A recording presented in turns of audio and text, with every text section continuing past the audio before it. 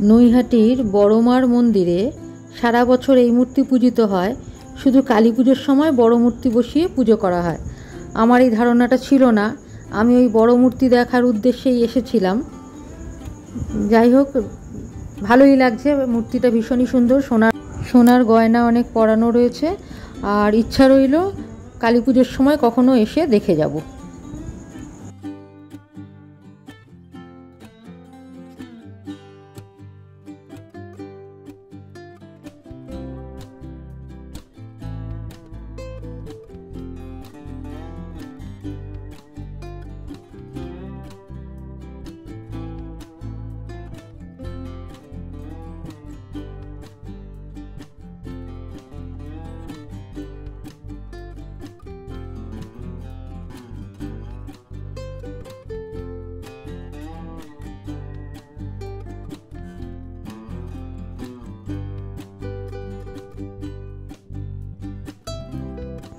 এখন আমি এসে গেছি হালি শহরের রামপ্রসাদের ভিটেতে। এটা হচ্ছে রামপ্রসাদের আসল বাড়ি, যেটা এখন নাট মন্দির হয়ে গেছে। তো এই নাট মন্দিরেই এখানেই বসে রয়েছে কুপন কাটার জন্য। আর উপরে বিভিন্ন দেবদেবী বা ধর্মগুরু বা মহাপুরুষ এদের সব ছবি এখানে দেয়া রয়েছে। ভেতরে রয়েছে রামপ্রসাদের সেই কালী মূর্তি, যেটাকে তিনি পুজো করতেন, কিন্তু সেটা ছবি তোলা নিষেধ, সেই জন্য ভেতরের ছবি বা কালীর ছবি আমি দেখাতে পারছি না। কিন্তু অপূর্ব সেই কালী, আমি ভেতরে ঢুকে বসেছিলাম, এত সুন্দর, মানে উঠে আসতে ইচ্ছা করছিল না। ছোট মতো ঠাকুর, আর তার গলায় কিন্তু বেলপাতা, রূপোর বেলপাতার বড় লম্বা মালা পরানো আছে। তারপরে 7 নড়ি হাড়ের মতো সোনার হাড় পরানো রয়েছে, মাথার মুকুট সোনার, সব কিছু।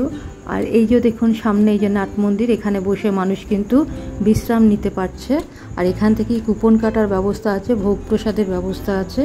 তো ইচ্ছা করলে আপনারা ভোগ প্রসাদের জন্য কুপন কাটতে পারেন, কিন্তু তার জন্য সকাল 9টা থেকে 10টার মধ্যে আপনাকে আসতে হবে। আর কুপনের মূল্য হচ্ছে 60 টাকা। এখান নাট মন্দিরে ঢুকেই এটা বাঁ দিকে কুপন কাটার জায়গা, আমি তো বলেই দিলাম কুপনের দাম হচ্ছে 60 টাকা।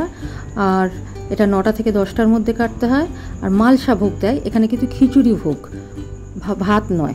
ভোগের কুপন সংক্রান্ত এই নোটিশটা আমি আপনাদের সামনে তুলে ধরছি। এখানে যেটা লেখা নেই সেটা হচ্ছে ভোগ প্রসাদ হিসাবে এখানে কিন্তু ভাত নয় বা পোলাও নয়, এখানে দেওয়া হয় খিচুড়ি ভোগ এবং মালসা করে ভোগ দেওয়া হয়, কোনো পাতা বা থালাতে নয়। নাট মন্দিরে ঢুকতেই বাঁদিকে যেমন কুপনের জায়গা আছে, তেমনি ডান দিকে আছে এই শিব মন্দিরটা। এই শিব মন্দিরটা কিন্তু বেশ ভালো লাগলো দেখতে, আর নিরিবিলি, জায়গাটা বেশ নিরিবিলি। আমি তো কিছুক্ষণ কাটালাম এখানে, ফ্যানও রয়েছে উপরে। তখনকার একদম পুরনো রামপ্রসাদের আমলেরই এটা শিব মন্দির, তো এখানেও কিছুটা সময় কাটাতে ভালোই লাগবে। নাট মন্দিরে ঢোকার আগেই এটা হচ্ছে পঞ্চবটী, মানে 5টা গাছের সমাহার। পরে জানাচ্ছি এই সম্বন্ধে ডিটেলস। নাট মন্দিরের ওপরে আমি একটু দেখিয়ে দিচ্ছি বিভিন্ন ধর্মীয় গুরুর ছবি। দেখুন রামকৃষ্ণেরও ছবি রয়েছে এখানে, ঠাকুর দেবতারও ছবি আছে, মা শারদারও ছবি রয়েছে, কালীর ছবি রয়েছে, এগুলো সব রয়েছে। আর এবার এগুলো দেখি, আমি একটু বেরিয়ে যাচ্ছি এবার নাট মন্দিরের ভেতর থেকে, সামনের দিকে এবার বেরিয়ে যাচ্ছি, বাইরে আসছি। এই হচ্ছে পঞ্চবটী, মানে 5টি গাছের সমাহার, 5টা গাছ মিলে পঞ্চবটী নাম। এই 5টা গাছ হলো বট, অশ্বত্থ, তারপরে বেল, আমলকি আর অশোক। এই 5টা গাছ এখানে একসাথে আছে, কিন্তু বট গাছ যেটা, সেটা হচ্ছে 450 বছরের পুরনো। তার সাথে এই সমস্ত গাছগুলো আরও 4টে গাছ এরকম উঠেছে। আর তার সামনে দেখুন এখানে একটু ধূপ দেখানোর জায়গা রয়েছে, মানুষ এখানে ধূপ দেখায়। আর এই যে এইটা দেখছেন, এটা অদ্ভুত, এখানে মানুষ কিন্তু এই যে মূল বটগাছটা, তার ঝুড়ি নেমে এই যে আরেকটা বটগাছ তৈরি হয়েছে, এখানেও মানুষ কিন্তু মানতের জন্য নানা রকম কাপড় চোপড় এগুলো বেঁধে যান। এটা একটা সাইড। এই দিক দিয়ে এই যে পঞ্চবটিটা আমি আবার দেখাচ্ছি, চারিদিকটা দেখতে ভীষণই ভালো লাগছে, মানে মন ভালো হয়ে যাচ্ছে, এত শান্ত জায়গা। আর রামপ্রসাদের গান কিন্তু চলছে, শ্যামাসঙ্গীত হালকাভাবে দেয়া রয়েছে। হ্যাঁ, এই সাইড দিয়ে যদি আপনি চলে যান, ওই সাইডে ভোগ প্রসাদ বিতরণের জায়গা রয়েছে সাইড দিয়ে আর কি, এবং রামপ্রসাদ যেখানে ধ্যান করতেন সেই জায়গাটাও কিন্তু এই দিকে রয়েছে। এইদিকে গেলে রামপ্রসাদের ধ্যানের জায়গা, ভোগ প্রসাদ বিতরণ।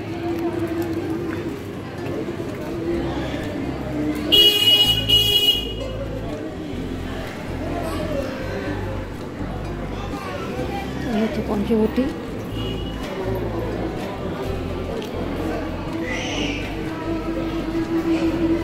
মেন গেট 12টা বেজেছে, বন্ধ হয়ে গেছে। ভেতরে যারা ঢুকে গেছেন, পুজো আর দেওয়া যাবে না এখন।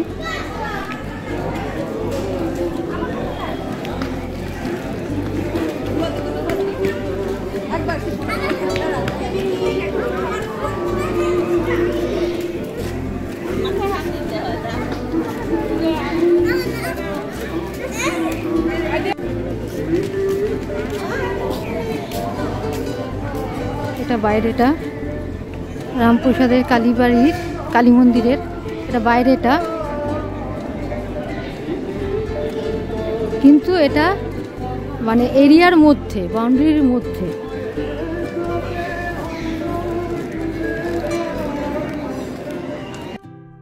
মন্দিরের পাশেই এই পুকুর, এই পুকুরে স্নান করেই রামপ্রসাদ পুজোয় বসতেন।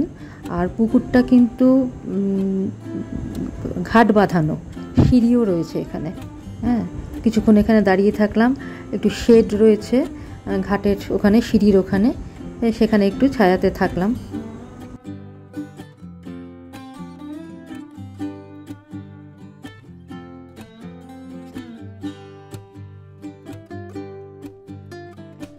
এই যে দেখুন ঘাট বাঁধানো সিঁড়ি, আর সিঁড়ির ওপরটা এরকম সুন্দর শেড করা আছে। এর নিচেই একটু ঠান্ডাতে দাঁড়িয়ে থাকলাম, বেশ ভালো লাগলো। অনেকক্ষণ ধরেই এটা দেখে যাচ্ছি, ভীষণ শান্তির জায়গা, আমার তো মন ভরে গেল একদম। চারিদিকটা একটু ঘুরিয়ে দেখাচ্ছি, ভীষণ নিরিবিলি নিস্তব্ধ পরিবেশ। শীতকালে এলে তো ভীষণই ভালো লাগবে। আর এখানে যে বাগানের অংশ জানা আছে আর কি, যে রামপ্রসাদ যখন তার বাড়ির চারিদিকে বাগান ঘিরছিলেন আর কি, সেই সময় তার ছোট মেয়ে রূপে মা স্বয়ং এসেছিলেন তাকে বাগান বানাতে বা ঘেরা দিতে সাহায্য করেছিলেন। এই ছবিগুলো কিন্তু বিভিন্ন জায়গায় রয়েছে, রামপ্রসাদের ঘাটেও আছে, বাইরের দেয়ালেও এই সমস্ত ছবিগুলো রয়েছে। এই হচ্ছে এতটা জায়গা হচ্ছে ঘেরা দেয়া। আশা করছি এই জায়গাগুলোতেই বাগানটা ছিল পুকুরের পাশ দিয়ে। ভোগ প্রসাদ যদি আপনারা নিতে চান, 9টা-10টার মধ্যে যদি পৌঁছতে না পারেন, তাহলে আমি একটা দোকানের নাম্বার দিচ্ছি এবং নাম বলছি, গোবিন্দ দশকর্মা ভাণ্ডার, আর ফোন নাম্বার দিয়ে দিচ্ছি। গোবিন্দ কুণ্ডু ভদ্রলোকের নাম। এখান থেকে পুজোর সামগ্রী কিনতে পারেন এবং তাকে যদি ফোন করে দেন তাহলে কিন্তু তিনি কুপনও কেটে রাখতে পারেন, বলে দেখতে পারেন, আমি একটু দিয়ে সাহায্য করছি আপনাদের।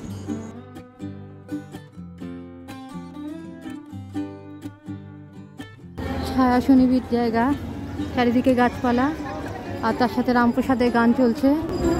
বেশ একটা পুজোর মানে শান্তির জায়গা, আবহাওয়া তৈরি করেছে, পরিবেশ তৈরি হয়েছে, ভালো লাগছে।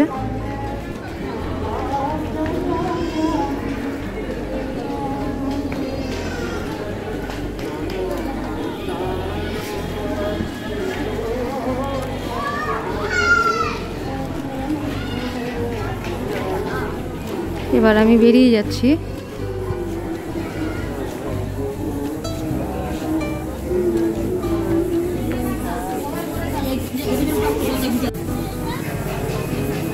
এখানে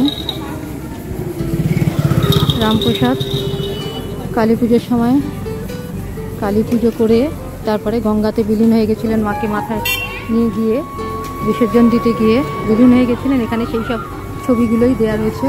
তারপর যখন তিনি বেড়াবাদ ছিলেন, মা স্বয়ং এসে কন্যারূপে তাকে সাহায্য করেছিলেন, সেই ছবি আছে।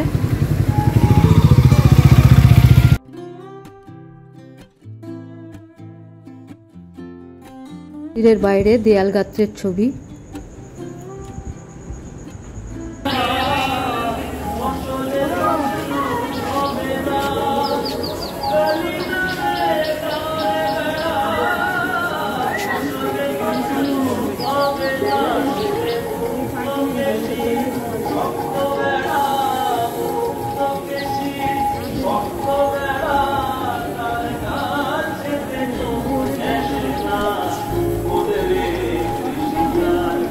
দুর্গাচরণ মিত্রের ফেরেশতার হিসাবের খাতায় মায়ের গান লিখতেন তিনি।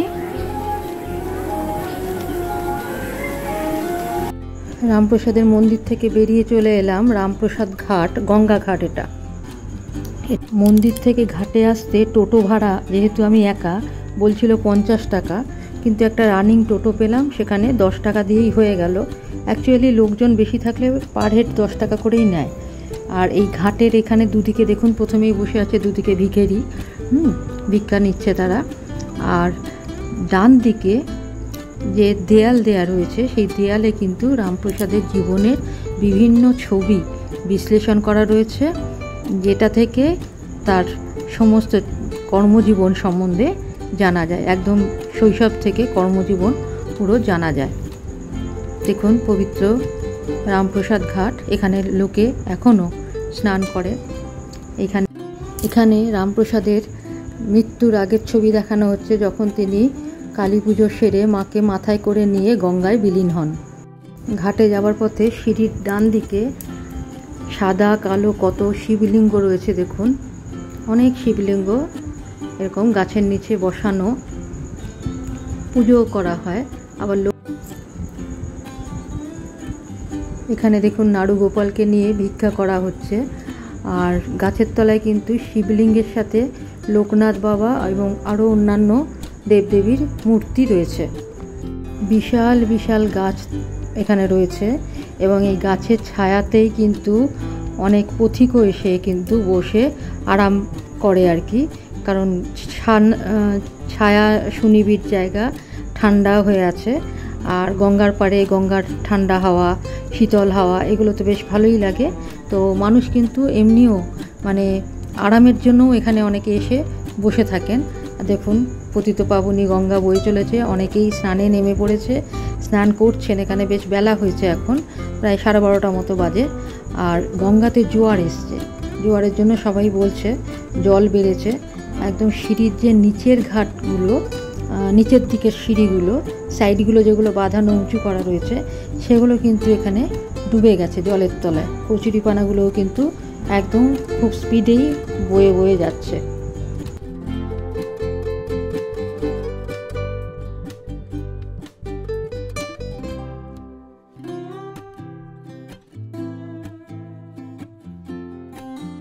ঘাটের চারিদিকটা একবার আপনাদের ঘুরিয়ে দেখিয়ে দিচ্ছি।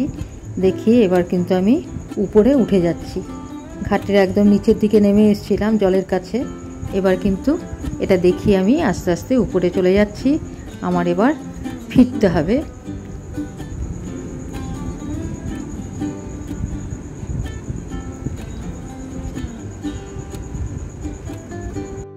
এখানে ছবিতে তুলে ধরা হয়েছে যে তিনি কালীর মূর্তি বানাচ্ছেন, তারপরে কালী পুজোয় মগ্ন হয়ে আছেন। তিনি আধ্যাত্মিকতায় বিশ্বাসী ছিলেন, সেই ছবিগুলোই এখানে তুলে ধরা হয়েছে। যদিও তার বাবা চেয়েছিলেন পারিবারিক চিকিৎসার পেশা গ্রহণ করুক ছেলে। দেয়ালের গায়ে এগুলো ছবি আঁকা নয়, এগুলো পেন্টিং নয়, এগুলো সিমেন্ট দিয়েই তৈরি করা। লেখা আছে সাধক সকাশে নবাব সিরাজ। সিরাজউদ্দৌলাও তার সাথে দেখা করতে এসেছিলেন, এটা তারই প্রমাণ। এবার পরপর বিভিন্ন ছবির মাধ্যমে তার জীবনশৈলী তুলে ধরা হয়েছে। রামপ্রসাদের বাবা চেয়েছিলেন ছেলে পারিবারিক চিকিৎসার পেশা গ্রহণ করুক, কিন্তু তাতে তার আগ্রহ ছিল না। তিনি আধ্যাত্মিকতায় বিশ্বাসী ছিলেন এবং মগ্নও ছিলেন, সেটাই পছন্দ করতেন। তাই তার বাবা মা উদ্বিগ্ন হয়ে তার বিয়ে দিয়েছিলেন সর্বাণী দেবীর সাথে। এবং বাবার মৃত্যুর পর রামপ্রসাদ বাগবাজারে দুর্গাচরণ মিত্রের সেরেস্তায় কাজ শুরু করেন, কিন্তু হিসাবের খাতায় তিনি শ্যামাসঙ্গীত লিখতে শুরু করেন। দুর্গাচরণ তখন তার এই শ্যামাসঙ্গীতে মুগ্ধ হয়ে তাকে বাড়িতে ফেরত পাঠান এবং মাসিক ভাতা দেওয়ার ব্যবস্থা করেন। আবার নদিয়ার কৃষ্ণচন্দ্র, রাজা কৃষ্ণচন্দ্র রামপ্রসাদের সব স্তব শুনে খুশি হয়েছিলেন এবং তার দরবারে কবি হিসাবে নিয়োগ করেন এবং এই কৃষ্ণচন্দ্রই রামপ্রসাদের উপর সন্তুষ্ট হয়ে 100 একর করমুক্ত জমি দিয়েছিলেন। এইগুলোই সব ছবিতে তুলে ধরা হয়েছে। এবার আমি চলে যাচ্ছি নৈহাটি। নৈহাটিতে নেমে আবার আপনাদের দেখাচ্ছি। এসে গেলাম নৈহাটি স্টেশনে। নৈহাটি স্টেশনে নেমে আমি যাব বড়মার মন্দির দেখতে। তো বড়মার মন্দির খুবই সামনে, তবু আমি এখানে টোটো ভাড়া করব। টোটো নেবে 10 টাকা। নৈহাটি স্টেশনে 1 নম্বর প্ল্যাটফর্ম দিয়ে বেরিয়ে এলাম এবং লঞ্চ ঘাটের দিকে যাচ্ছি, সেদিকেই বড়মার মন্দির।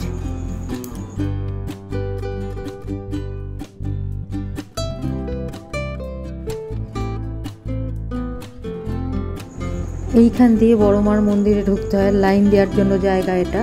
এগুলো গার্ড রেল দেওয়া আছে, আর তার উপরে মায়ের পুজো দেওয়ার জন্য যে ডালা বিক্রি হয়, প্রতিটা ডালাতে এই কাপড়গুলো থাকে, সেইগুলো এখানে দিয়ে দেওয়া হয়।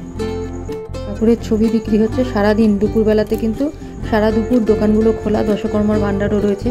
একটা ইনফরমেশান আপনাদের দিই, আপনারা পারলে স্টেশনের কাছে যে মিষ্টির দোকানগুলো আছে সেখান থেকে ভালো মিষ্টি কিনে আনবেন, কারণ এখানে ডালার সাথে যে মিষ্টিগুলো দিচ্ছে অস্বাভাবিক দাম, স্টেশনের থেকে এখানে ডবল দাম। লাইনে দাঁড়িয়ে আছি, এখনও মন্দির খোলেনি। মন্দির খুলবে 4:30। 2টোর সময় বন্ধ হয়ে গেছে, এবার 4:30 খুলবে। এখন বাজে 4:15, লাইনে দাঁড়িয়ে। মন্দিরের গেট খুলে গেছে, ভেতরে ঢুকেছি, কিন্তু একসাথে অনেকেই ঢোকা যাচ্ছে। মানে লাইন যত বড়ই হোক না কেন, ভিড় কিন্তু ভেতরে খুব বেশি হচ্ছে না, কোনো অসুবিধা হচ্ছে না ঠাকুর দেখতে। নৈহাটির এই বড়মার মন্দিরে সারা বছরই এই মূর্তি পূজিত হয়, শুধু কালী পুজোর সময় বড় মূর্তি বসিয়ে পুজো হয়। আমার এই ধারণাটা ছিল না, বড় মূর্তি দেখার উদ্দেশ্যেই এসেছিলাম। যাই হোক, ভালোই লাগছে। মূর্তি ভীষণই সুন্দর, সোনার গয়না অনেক পরানো রয়েছে, আর ইচ্ছা রইল কালী পুজোর সময় কখনো এসে দেখে যাব। সাইড দিয়ে এসে এবার মায়ের সামনাসামনি এসছি। সামনে থেকে দেখতে খুব ভালো লাগছে, সরতে ইচ্ছা করছে না। উপরটাও দেখিয়ে দিলাম আপনাদের। একটু দাঁড়িয়ে থাকলাম, দাঁড়িয়ে দেখলাম, তারপরে সরব। একদিক দিয়ে ঢুকে আর এক দিক দিয়ে বেরোনো। তো আমি বেরিয়ে এলাম, দেখা হয়ে গেল। আর যেদিক দিয়ে ঢুকেছিলাম সেখানে আমার চটি খোলা আছে, চটি পড়তে যাচ্ছি, এবার ফিরব। মন্দিরের চূড়াটা দেখিয়ে দিলাম। আজকের মতো এখানেই ব্লগ শেষ করছি, পরে আবার অন্য কিছু নিয়ে ফিরে আসছি। কেমন লাগলো অবশ্যই জানাবেন। লাইক, শেয়ার, সাবস্ক্রাইব করতে ভুলবেন না। ধন্যবাদ।